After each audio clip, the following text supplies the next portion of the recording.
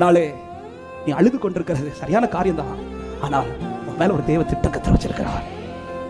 நீ அழுது கொண்டிருக்கிற இடம் சரியல்ல, நீ அழுது கொண்டிருக்கிற முறை சரியல்ல, நீ கேட்கிற விண்ணப்பம் சரியல்ல. இப்பொழுது ஒரு நாள் தெளிவடைந்து, சீலோவிலே அழுது கொண்டிருந்தவள் இப்பொழுது எழுந்து சமூகத்தில் வந்து அழ துவங்குகிறாள். முதல்ல பொசிஷனை மாத்திரா, எங்க இருந்து அழ வேண்டும் என்பதை தீர்மானிக்கிறாள். யாருக்கு முன்பாக அழ வேண்டும் என்பதை தீர்மானிக்கிறாள். இத்தனை வருஷம் அண்ணாலே, ஆமென், இத்தனை வருஷம் நீ அழுதோ, ஏன் உனக்கு பலன் கிடைக்கவில்லை என்றால் முதல்ல நீ அழுகிற இடம் சரி கிடையாது. நீ இருந்து அழுகிற இடத்தை முதல்ல மாற்றுவோம், பொசிஷனை மாத்து. இந்த காரியத்திற்காக நீ அழ வேண்டிய ஒரே ஒரு இடம் உண்டு என்றால் அது தேவ சமூகத்தில் மட்டும்தான். இந்த சமூகத்தை விட்டு வேற எங்கே போய் அழுகிறாத. நான் அழுகிற இடம் சரியானதா இருக்கணும். என் பலவீனம் அதிகமாகிற இடத்தில் நான் அழக்கூடாது, என் வேதனை அதிகமாகிற இடத்தில் அழக்கூடாது. சீலோவாவிலே அழும்போது அன்னாளின் கண்ணீர் குறையவில்லை, அன்னாளின் கண்ணீர் இன்னும் அதிகமாகி கொண்டுதான் இருந்தது. ஆனால் சமூகத்தில் வந்து அழுத போது அத்தனை கண்ணீரை ஒரே நாள் தொடங்கினார்.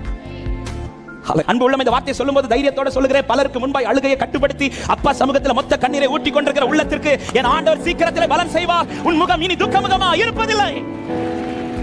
பலருக்கு முன்பாய் அழுகை கட்டுப்படுத்தி விட்டு கத்தர் செய்வார் என்ற நிச்சயத்தோடு நின்று கொண்டு தேவ சமூகத்தில் வந்து மொத்த கண்ணீரை வடித்துக் கொண்டிருக்கிற உள்ளத்திற்கு இந்த காலை நேரத்தில் தைரியத்தோடு சொல்லுகிறேன். அன்னால் அதன் பிறகு துக்கமுகமா இருக்கவில்லை என்ற வார்த்தையின்படியே ஆமென், உங்கள் வாழ்க்கையில கத்தர் சீக்கிரத்திலே ஒரு காலத்தை கட்டளையிட போகிறார். உங்களை மகிழ்ச்சியாக்க போகிறார்.